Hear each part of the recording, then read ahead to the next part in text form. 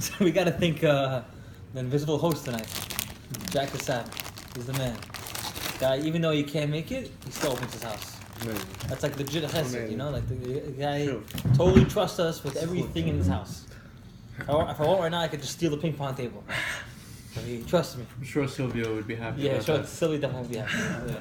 Look how much room it takes up. Like, how does he even walk? So, summer. It's summertime, yeah. It's funny how you pulled it off, right? Right. She's not here. She's probably not here, yeah, exactly. She did. That's what it is. You're gonna get in trouble now. We got to thank Harry Dana. Oh, wait, what a beautiful thing, Mark, no? Ali Russo puts in the chat, who wants to sponsor? Yeah, 2 minutes. Within 2 minutes, boom, someone steps up. Look how beautiful, you know, Melissa is. It's crazy. I was just shotgun, you know. Ricky Zook to Dana. For who? To Harry Dana. Like I said. Big Hazak, yeah, those guys. Big Hazak. Stepped up big time. Big Hazak, stepped up. 100%. You know?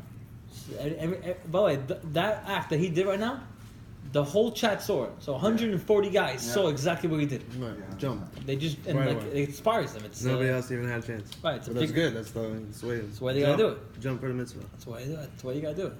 So right now we're in the 3 weeks. 3 weeks.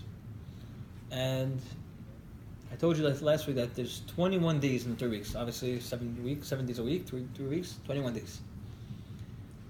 There's also 21 days from the first holiday, which is Rosh Hashanah, all the way till Simchat Torah. Same thing also, there's 21 days. Rosh Hashanah Rabbah, 21 days. Sorry, till Rosh Hashanah Rabbah, there's 21 days. So, the question is, what does that have to do with one another? Though, just a side note, whenever Pesach falls out, it's also a sign that also Tisha B'Av falls out on the same exact day. So let's say Pesach falls out on Tuesday, also Tisha B'Av is always going to be on Tuesday. If it's a Wednesday, it's always a Wednesday. How the Hebrew calendar changes? That's the every way year. it is. That's the way it is. Pesach, Shiv'ah, Sabat, Tammuz is Pesach we just had, and Tisha B'Av, all those 3 days, they're always falling on the same exact day. For any year you want to check. Always the same thing. Erev Pesach. That's how it is. That's how the Rabbi set it up. There's a question though. What does Pesach have to do with the Shabbat? One is leaving Egypt. It's like the total, you know, freedom, the total, you know, leaving the whole slavitude and the whole everything we went through. Different item. And Tisha B'Av is going into Destruction. exile and losing everything, destruction, going back to become a slave nation to the other nations. So what do they have to do with each other? And there's an amazing answer. Hey, what happened? You good? It's working? What, you want to join? Something you said right now. Oh. Don't mind me. so the answer is that that's the whole basis of Judaism. I love this topic. I could speak this for hours.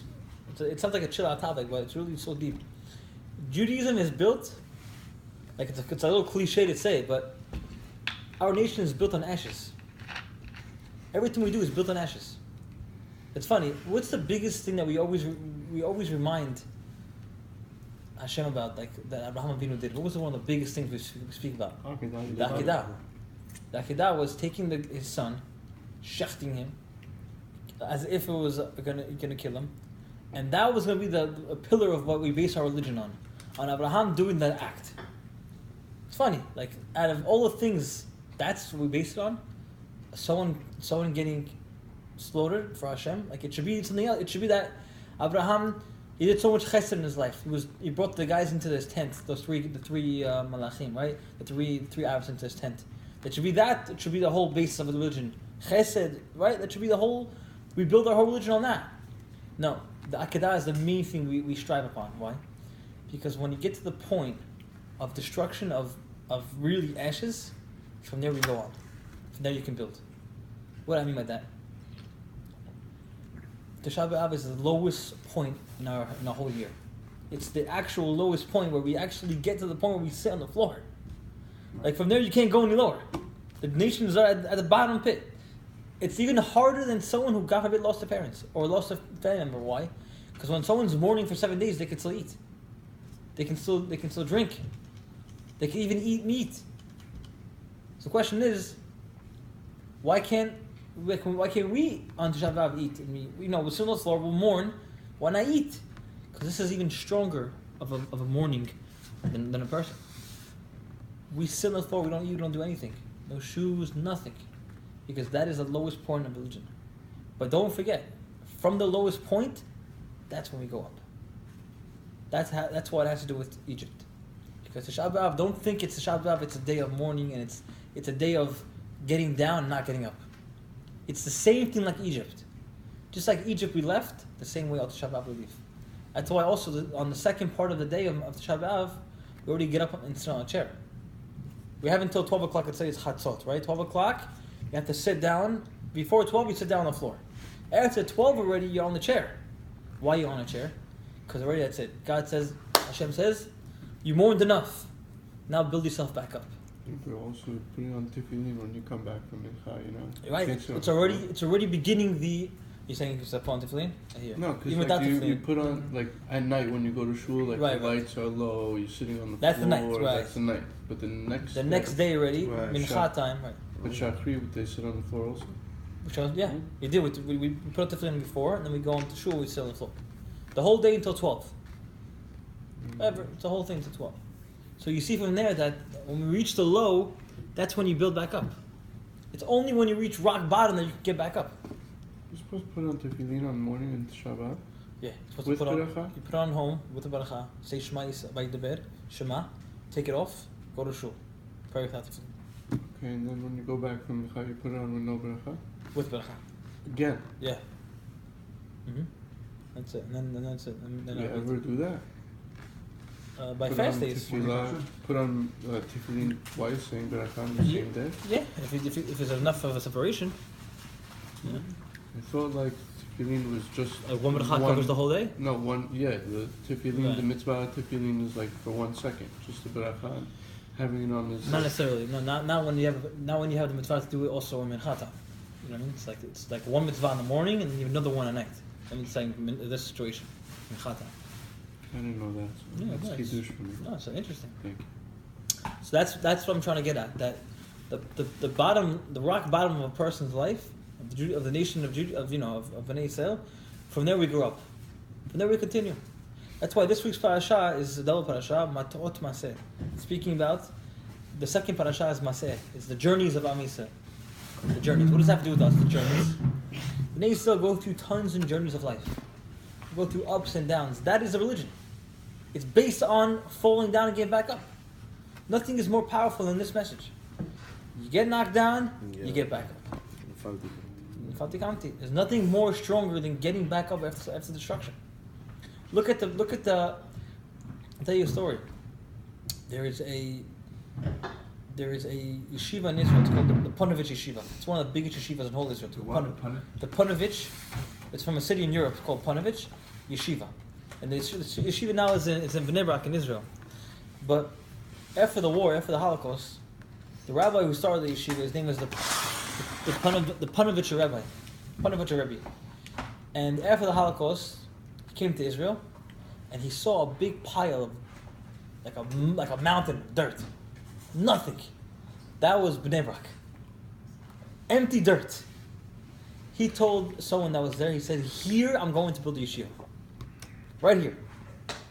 They told him, "You're crazy. The world is done. I mean, the Judaism is done. It just got destroyed in Europe. 6 million gone. Where are you going to find Jews?" After the Holocaust. After the Holocaust, just finished. Is it going back maybe 1949 or even 46? Right after the Holocaust, he just moved from Europe. They told him, "You're crazy. What are you even planning on doing something like this?" Judaism is, not only is there barely any Jews left that are going to come to the yeshiva, but who's thinking about a religious yeshiva right now? And he went and he started it slowly, and he built it back up. Today is almost 10,000 students learning there full time.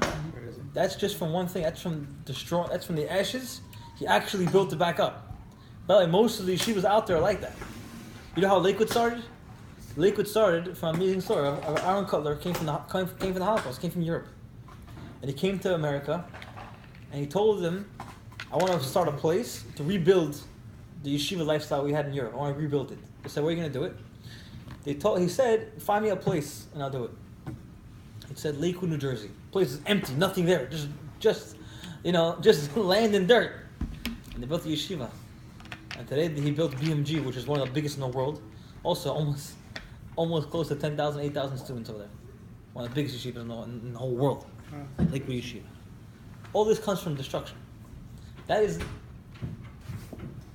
Wow. Look at this guy. This is like Eliyahu Navi. This is like Pinchas coming into the room right now. Hadid. Told you, man. Everyone comes in. The host is. Not yet. He's still here.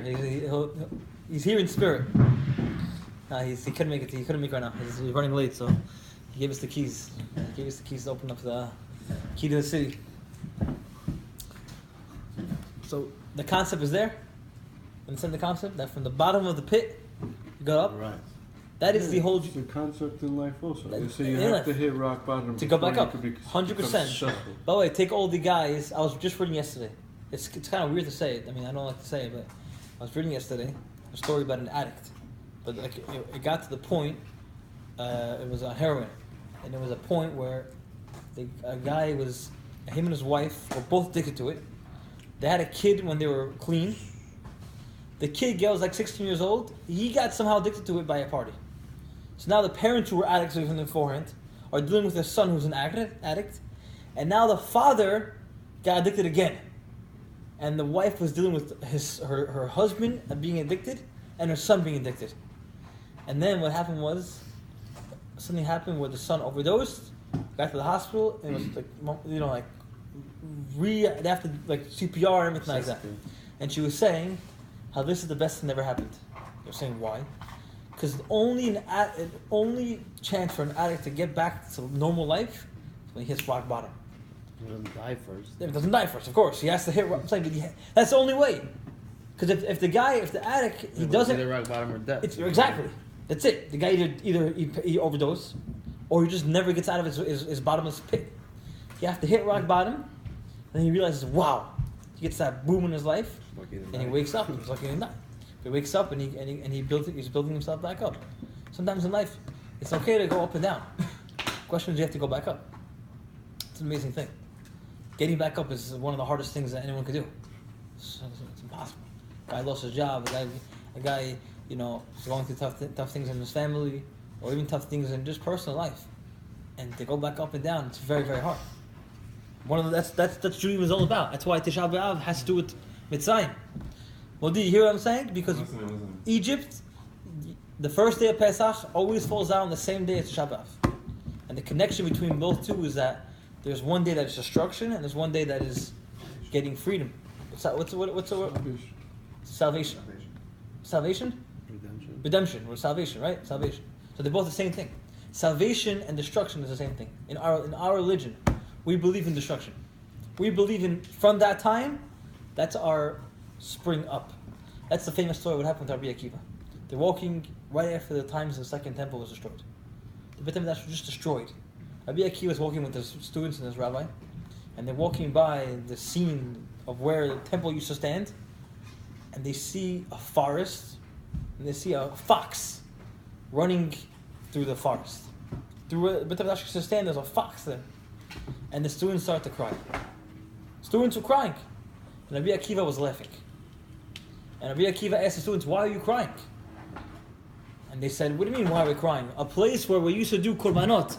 A place where Hashem used to bring his fire down from the sky and the Beit HaMikdash had all these nisim, everything. A place like this, is going to be a forest here and there's going to be a fox running through it? Like, it became this desolate? We're crying because we lost Beit HaMikdash, we lost it. But Rabbi Akiva was laughing. And they asked Rabbi Akiva, Rabbi, why are you laughing for? It's not a good thing. He said, you know why I'm laughing? Because if the prophecy said, again, there was a prophecy before this saying that Hashem is going to destroy the temple. And you're going to see one day a fox running through the temple site, and your trees going there, and there's going to be desolate like a forest. And he said, I'm happy, I'm laughing. You know why? Because so that the first part of that prophecy came true. So they said, why are you happy for? It came true. He said, because the second part is even better. And Hashem says, and the third temple I'm going to rebuild, and it's going to be much more joyous than the first two. So you see from here that he was laughing because he realized from that moment, the fox in the desert, in the forest, and everything was desolate. From here, he sees already the redemption. That's why he was able to laugh. When a guy sees a bad time in life, laugh it off. Say, from here I'm going to go up. This is the way to go up. Anything in life, it's like this. It's like a main thing. So it's a big concept. I want to go to one more topic.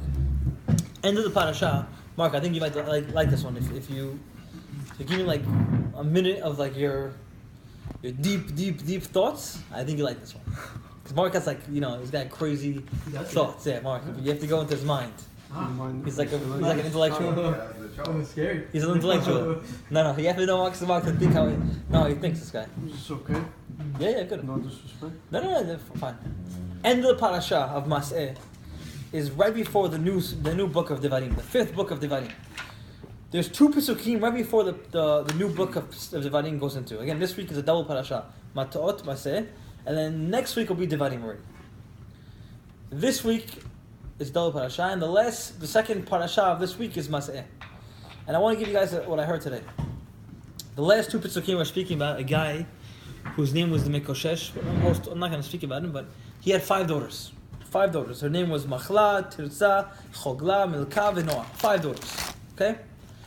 In this parasha, they're listed by order of ages. How old they are. Machla, Tirza, Chogla, and so on. However, last week in Pinchas, the same 5 daughters were born, and the Torah didn't list them in names of their order of birth. It just lists them in different order. And Rashi says that because there's 2 different lists. One time the Torah lists them in order of their birth, in order of their age, and one time they're listed in order of their importance or their skills, what they're able to do in life. Like, who they married, and so on and so forth. And then Rashi comes and says an amazing thing. Rashi says the reason why they're both listed in 2 different lists is because they're both the same. Question is, what does that mean? Again, I want to tell you, Maurice, Mark, and Modi. So I list you in order by age. Then I go ahead and I list you again. Modi, Mark, Maurice. I list you by order of whatever it is, of a job, whatever you guys do. Or maybe of who you married, or who you're going to marry. Right? So you have 3 different people, 3 people the same time, and they're 2 different lists. Question is, what is that? Why do you have 2 different orders of people? Understand the question? Everyone hear the question? Right? Rashi comes and says they're both the same. How does that help? What does that mean they're both the same? They're not. One's listed by age, one's listed by preference, by job, by skill, all that talents. And the answer is here, amazing thing. By Hashem, they're all the same. What does this mean? You can have 6 people, okay? Everyone's got different things. One guy has religion. The way he does religion, he does chesed. One guy's he has a lot of money, he does a lot of chesed. One guy is able to learn, so he learns. One guy is a big guy in the world of sick, so he helps out the Bikur Cholim and doing all the chesed of those guys. One guy is great in friends, so he's good on inviting people to guests and all that stuff. Everyone has their own way of serving Hashem. And according to Hashem, it's all the same. There's no difference between age, between money, between skills and talents. That does not matter to Hashem. It's all the same thing. That's why they list twice the same people in 2 different orders. Because when it comes to Hashem, there's no difference what kind of religion you have. One guy could wear a black hat, one guy could wear a shtreimel, one guy could wear a white kippah, one guy could wear a black kippah, one guy could have peot, one guy could have no beard. It's all different. It looks to us like they're all different. It looks like there's different lists. It looks like there's a guy like this and a guy like, it looks like there's different lists. But according to Hashem, it's all one. They're all the same. Understand that? They're all the same. In the army, you have different platoons. You have Navy, you have Army, you have military, you have Marines, you have the SEALs. It looks like they're all different things, right? The Navy guy is looking at the Marine like, what are you guys doing? I'm in the ocean all day. What are you guys on land? And then the SEAL's like, you guys are nothing. I go in the ocean, I go deep sea diving. Everyone's looking at each other like, you guys don't do anything. However, no, they're all fighting for the same army. Yeah. Here's the man. Stand up for this guy.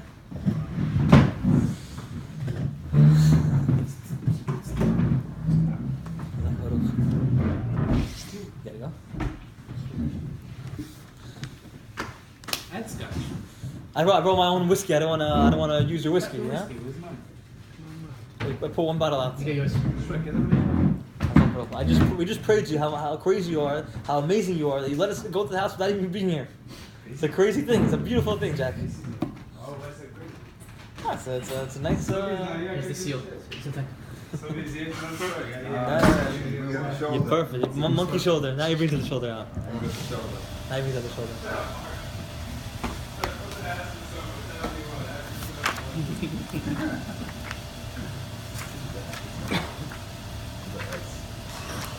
And how come it only does it here in this part of the Quran, not ever Because ever it's, again it's anywhere it else? falls out during the 3 weeks.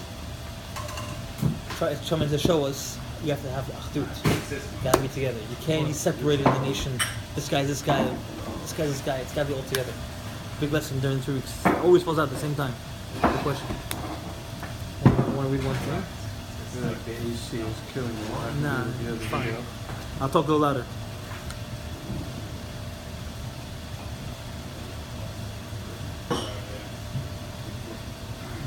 I want to read you one story that is it's really amazing. We know what happened was this has to do with 3 weeks.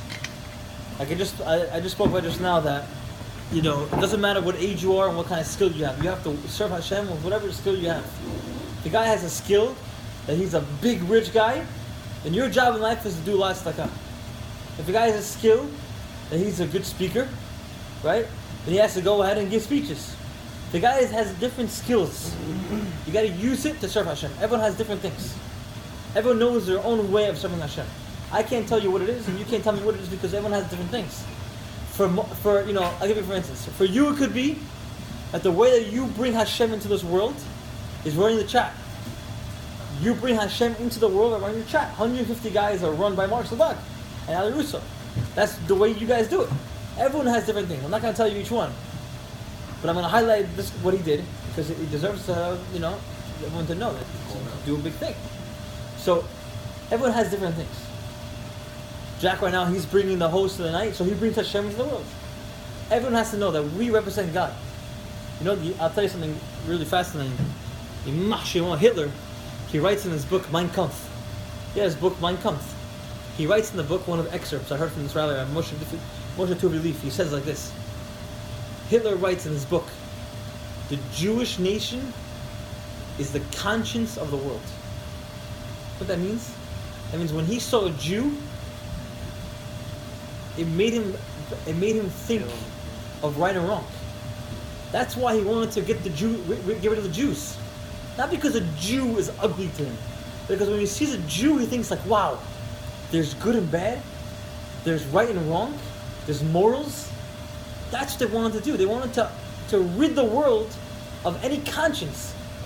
Be free, eat and drink, and be merry because tomorrow, we're on our own. That's what they wanted in life. When you see a Jew, you're like, you ever get that feeling sometimes like doing something where you're not supposed to be doing, right? And then somehow you saw like a Jew, like a rabbi. It's not your rabbi, but you see a rabbi walking down the street. Like, you get that thing. Even though whatever, and you'll know him, but just like it brings to you like a presence, like, all right, like a guy, I give you a guy's on his. You're riding your deal and bike on Forget the bike. and you see the rabbi. No. Whatever it is. I'm not saying. Happens all summer. I'm just saying. I'm not gonna say it's good or bad. I'm just saying a guy could be. Let's say something else. A guy's driving his car. Okay, guy's driving his car and do whatever. He's chilling, and then he sees like someone going to shul. Even though the guy didn't say anything to him and no one spoke to him, he gets a feeling in his mind, deep down in that conscience, that it's there. Should be gone. Whatever, it's there. Even though he didn't say it, it's there in his mind. That's what a Jew is. And you have to walk around saying that I bring God into the world. But I want to give you an amazing thing. In the 3 weeks, this is the time where you can reach beautiful levels of spirituality. I want to give you a story of a guy who was able to get Olam Haba in 1 second. In 1 second. The guy was a regular Rasha. But in 1 second in his life, he was able to get Olam Haba. I want to read you a story. There was 10 martyrs. On Shavuot night, we spoke of this a long time. But I could go into one of them. There was a story, what happened was, everyone so far we're good? You have to go. There was once a Roman emperor. And he wanted to learn Torah. So he started reading the Torah. And he got to a certain parasha. And they sold Yosef. When the brothers sold Yosef. And he reads the Torah. He hears the story that the brothers sold Yosef. It didn't make sense to him. How could the brothers sell your brother? And then it didn't make sense to him. Then he got to the parasha later on, which Mishpatim, which says, if you sell somebody a soul, the punishment of that is death. He's saying to himself, wow, those tribes that they sold their brother, they weren't punished in the Torah. We don't see the punishment. So he said, I'm going to go ahead and punish them. So what did he do? He took a bunch of shoes, a pile of shoes, and he filled a whole room of shoes. Now you would say, what does shoes have to do with this? The Torah says that the brothers, they sold Yosef, you know how much money? 2 selaim. The same amount of a shoe. That's what Yosef was worth as a slave. Amount as amount of a shoe. So this Roman emperor took a bunch of shoes, put it in a room, and he told his guards, I want you to bring me 10 of the biggest rabbis of the generation. And they came. And he told them, what does it say in the Torah? Anyone who sells another person, what's the deen? They said, Chai Mitah. He said, if that's the case, then you guys are have to, you have to die. He said, for what? He said, because you guys sold your brother. They said, yeah, but that's not us. That was 2,000 years ago. What does that have to do with us? He said, still, I'm going to carry out the judgment. I'm going to kill you guys. All 10 of you. So what happened was, these are Tanaim, these are not regular rabbis. So, they found out that it was a decree from Hashem. And there's a whole story of what happened, how each one passed away. It's very, very graphic. There's even the rabbis were fighting who was going to get killed first. One his name was Rabbi Ishmael Kohen Gadol. He said, I should die first. They said, why? Because I'm Kohen Gadol. And the other one who was a Nasi said, I should die first because I'm the president, I'm the Nasi. And it was a big sikhut. Now I want to read you one story of what happened. If you don't mind, if you guys let me. They were willing to die of course. To pay for the sin of yes, the... they knew that there was a special level. I want to read you one story. There was one rabbi, his name was Rabbi Chanina ben Teradion, famous rabbi, that he was learning Torah at the time, and he was holding a Torah in his hand. And what happened? When the Romans came to take him away, they took him in a Sefer Torah, they wrapped the scroll around his body. Around his body, okay? And they brought bowls of cotton balls, and they put them in water, okay? And they put the water on his heart. So they put the cotton on his heart, and they strapped it to his body. So the rabbi is wrapped around in a Torah. He's wrapped around in a sponge with water, and it's located on his heart. So he could suffer as long as and they burnt him, lit him on fire. He's burning on fire with the Sefer Torah on his body, and the cotton bowl with the water is on his heart. What's the point of that? Because if he's burning, the fire won't kill him so fast because the cotton bowl is still wet, so it'll decrease the fire a little bit, so it'll keep him a little bit alive longer. This is what they did in Machshema, suffering. That's crazy. But listen to what happened. I want to tell you something. It's mind-boggling what happened. Go protect it, bro. This rabbi, as he was getting burnt alive, the student said, Rabbi, what do you see? And he says, I see the Torah being burnt, and I see the letters flying up to Hashem. Otiyot porchot ba'avi. The letters in the Torah are going up with me. You said to who? The students asked the rabbi, what do you see at this time? Are the students that watching? The students watching them, of course. Students watching. Each one of these people that passed away, the students were there. And they said, what do you see? He says, I see the letters, Otiyot porchot ba'avi. The letters are flying up to Hashem. Listen to what happens. The guy who's burning, Rabbi Chanina ben Teradion, the guy who's lighting the match, is called a Konstinar. He's the guy who does carrying out all the death sentences.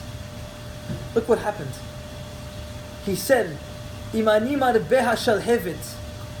If I light the fire stronger, if I turn the intensity on, and I take away the sponge from your heart. Listen to what he says.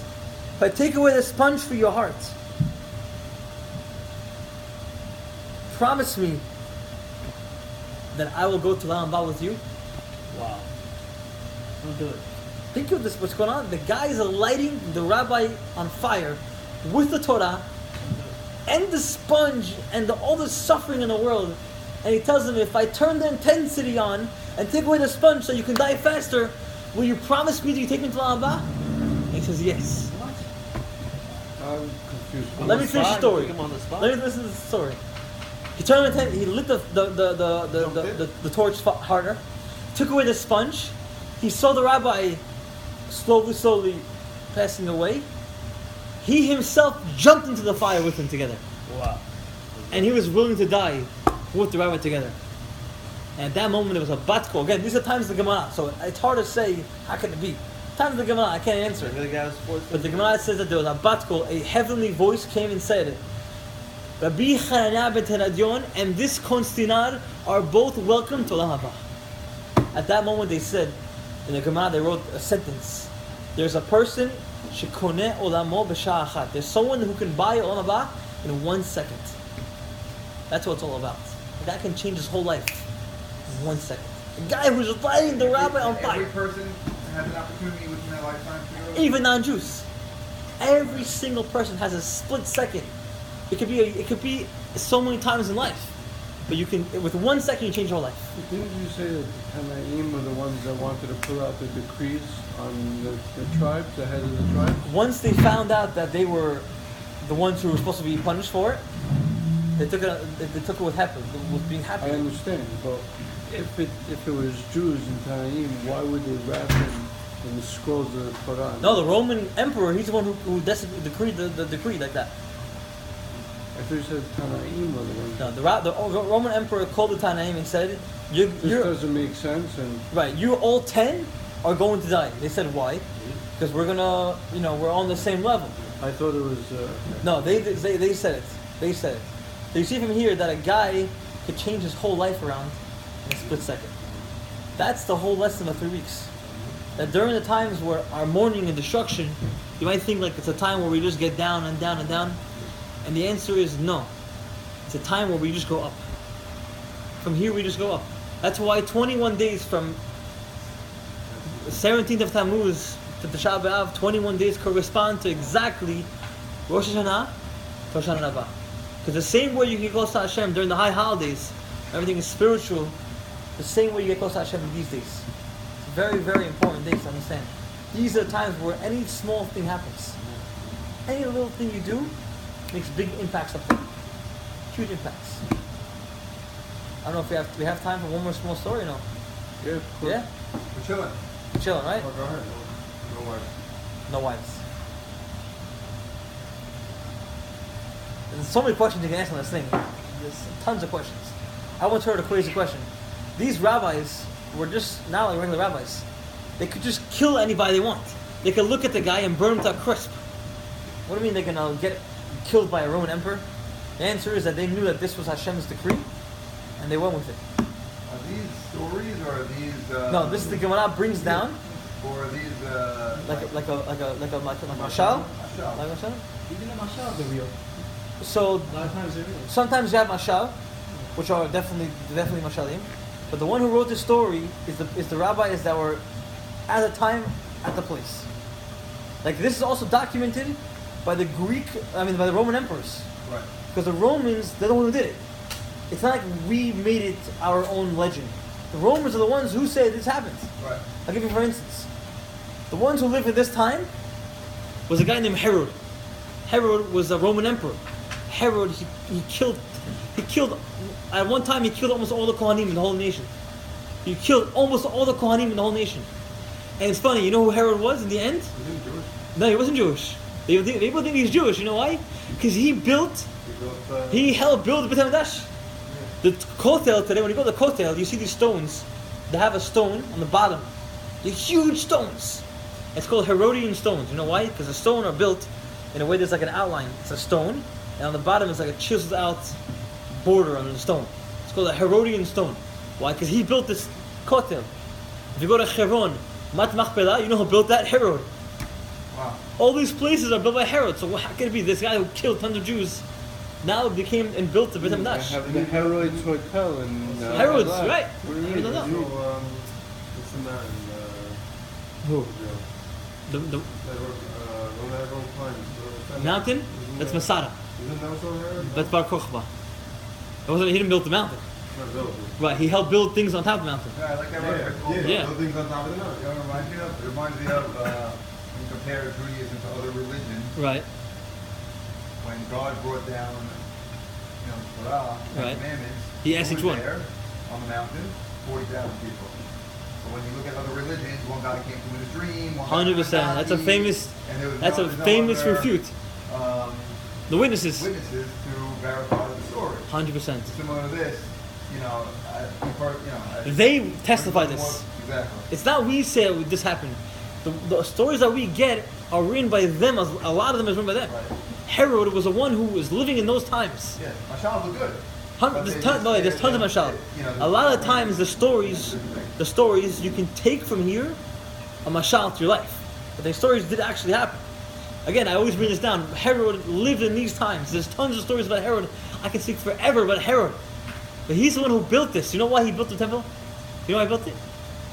It's a crazy story. He was wrong. He had a piece of it. Not in case you're wrong. He killed almost. It's a famous story. I have to tell you the story. It has to do with 3 weeks. He destroyed almost all of the Am Yisrael, almost the whole nation. He killed himself, and he killed all the rabbis except for one rabbi. He left him. His name was Baba ben Buta. It's funny you brought this up because I wanted to bring this up a long time ago. This rabbi's name was Baba ben Buta. He went to this rabbi. He didn't kill him, but he took out his eyes. He was blind. Took out his eyes, and he went to this guy Baba ben Buta, rabbi, and he told him. He came to him as if he was like a peasant. He wanted to test the Jewish nation. He came to this guy named Baba ben Buta, and he spoke to him. He said, "Listen, Rabbi, what do you think of the Roman emperor, that guy Herod? What do you think about what he did to the Jewish nation? Killed all the Hachamim, all the rabbis. What do you think?" He said, "I can't say anything bad about him." The guy goes to him, "What do you mean you can't say anything bad about him?" "Oh, he couldn't see him because he was blind. So you know if it was him or not." He said, "What do you mean you can't say anything bad about him? The guy just killed half the nation." He said, "No matter what, I can't speak bad about a king. If he's a king, I can't speak bad about him." The guy was so shocked. It's like, what? He asked him another question. He said, "What do you think about what he did with destroying this shul and this place and this place?" He said, and the king told him in the secret, he told him, "Don't worry about it, no one's here, it's just me and you. You can speak." The guy said, even though no one's here, the birds will hear me. And if the birds hear me, they might take my words to the king and tell him." So I was like, "What? The birds? They can't hear." He said, "No matter what I do in life, someone's watching me, and God always hears what I'm saying. I'm not going to speak bad about the king." This guy Herod, he was trying to get the guy to curse the king. He said, "Just curse him. Just, no one's here. No one's going to hear you." He said, "No, I don't speak bad about a king. Even a king who's bad or not a Jewish guy, I don't speak bad about him." Herod was so amazed by this rabbi. He told him, he said, "I'm Herod. I'm the guy." He said, "If I knew the Jewish nation was so pure like you were, I would never have killed the Jewish nation. I would have killed the rabbis." He went to this guy, Baba Muta, and he told him, "What should I do to fix it? How can I fix myself?" He told him, "If you want to fix yourself, go rebuild whatever you broke." And Herod went back and he built part of the Beit HaMikdash. He helped build Hebron. He built, all these places in Israel. You go today and you see them, Kever David. He helped build them because he went to go fix whatever he did. Never Even get the enemies who Huh? trying to go rebuild it. tons of times you see it. How many times I can tell you tons of stories, but this is a famous story that you brought up. Thank you for bringing it up. That this guy who did so much bad in life, and he helped Everyone fix. was really good. Right. And I'm saying there's not. I'm trying to prove a point that there's no point where a guy says I'm so bad. Everyone has a chance to do good. If the non-Jews have a chance to do good, and they get rewarded for it, like the guy who lit the fire and jumped in and he got Olam Haba, then so much we. We do only good things in our life, and the more we do, I'm sure each one of us have tons of zchiyot. Just a little bit of a chizuk for us tonight to know that there's never a rock bottom. When you hit a certain point where you say I can't go any up, from here you go right up. Everything in life takes you up and up and up. That's the lesson of 3 weeks. Don't think that 3 weeks is a time of mourning and sadness. It's not. Because at the same time of 3 weeks, I hate to say it, but I once heard something amazing. During the 3 weeks, it shows you who really, really is close to Hashem. I'll give you a small little example. You have a best friend. Best friend. He danced with you your whole wedding night.